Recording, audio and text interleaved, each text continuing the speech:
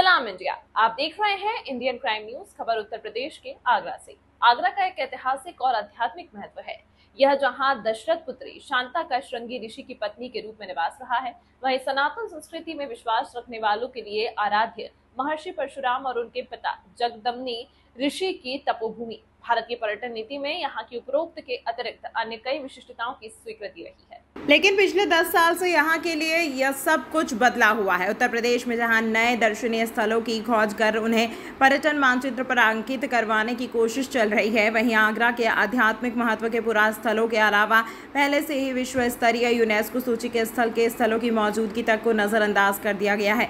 इस तथ्य को भी नज़रअंदाज कर रखा गया है कि यहीं उत्तर प्रदेश के किसी भी अन्य स्थान से अधिक विदेशी टूरिस्टों का फुटफॉल है, जिसे दृष्टिगत यहाँ की सड़क और हवाई कनेक्टिविटी का विस्तार स्थानीय ज़रूरत के अनुसार सामयिक ज़रूरत है। सिविल सोसाइटी ऑफ आगरा महानगर की एयर कनेक्टिविटी की ज़रूरत को पिछले एक दशक से नज़रअंदाज किए जाने को लेकर चिंता जता सरकार और राजनेताओं के से उठाती रही है। बताइए। जैसा कि शर्मा जी देखने को मिल रहा है, सरकार जो है पहले 55 एकड़ ज़मीन एक्वायर करती है और सिविल एन्क्लेव बनाने की बात करती है। उसके क्लियरेंस के लिए सुप्रीम कोर्ट जाती है और सालों में सुप्रीम कोर्ट उसकी जो है क्लियरेंस देता है। उसके बाद सरकार कहती है नहीं, अभी हम इस प्रोजेक्ट को और आगे बढ़ाएंगे। 92 एकड़ ज़मीन फिर एक्वायर करती है और अब जो कह रही है सरकार कि हमें फिर से दोबारा से क्लियरेंस लेनी पड़ेगी, जबकि अगर 55 एकड़ ज़मीन पर वो क्लियरेंस पहले से ले चुकी है तो उस पर काम किया जा सकता है। और जैसा कि आपने प्रेस नोट में कहा भी है कि काम शिफ्टिंग में भी किया जा सकता है, तो उस पर भी विचार किया जा सकता है। लेकिन सरकार का जो रवैया इस इतना रूखा और दार्शनिक इस प्रोजेक्ट को लेकर है, लग ही नहीं रहा है कि सरकार की कोई दिलचस्पी इस प्रोजेक्ट को पूरा करने में है। आगरा की जनता को कुछ किसी भी तरह का लाभ देने की इच्छा सरकार की नहीं दिख रही है। हमारी तो गुजारिश है सरकार से और आगरा के जनप्रतिनिधियों से कि जल्दी से जल्दी इस प्रोजेक्ट को पूरा कराएं, एयरपोर्ट को कंप्लीट कराएं, ताकि आगरा के लोगों का उद्धार हो सके, यहाँ के लोगों के लिए रोजगार के साधन खुल सकें। मैं Anil Sharma, secretary civil society of Agra. आज जो हमने प्रेस कॉन्फ्रेंस की है वो धनौली में जो सिविल एन्क्लेव शिफ्ट होना है उसके बारे में है।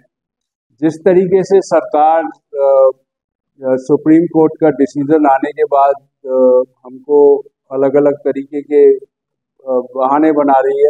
पहले गतिशील प्रधानमंत्री उसमें डाल दिया गया, फिर टेंडर रिलीज किया गया कि ये हम जो पहले जमीन ली गई थी 52 एकड़ उसमें सिविल एन्क्लेव बनाएंगे। लेकिन अभी फिर नई पॉलिसी बदल दी है, उन्होंने टेंडर भी रिलीज किया और टेंडर अलॉट होना था।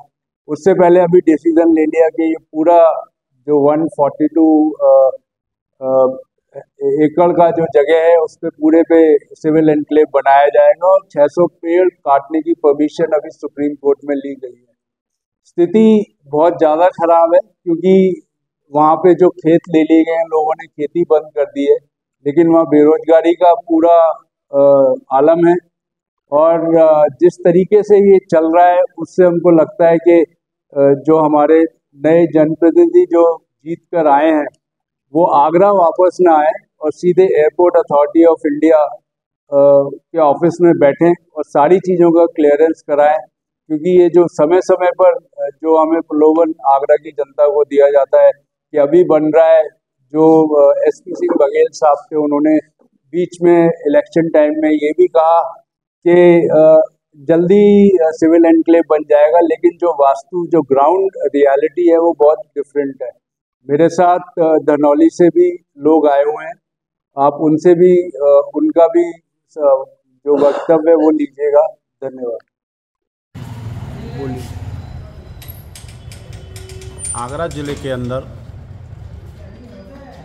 दुनिया में पहचान कराने की ये मोहताज नहीं है, लेकिन आगरा ज़िले के अंदर एक ऐसी चीज़ प्रख्यात है जहाँ ताजमहल है। दुनिया के लोग यहाँ घूमने आते हैं, लेकिन जब अगर सुविधा की बात हो, संसाधन की बात हो, विकास की बात हो, तो केवल आगरा ज़िला ही रह जाता है। कई साल पहले यहाँ एक योजना आई थी एयरपोर्ट की, जो कि आगरा के साथ खिलवाड़ हो रहा है।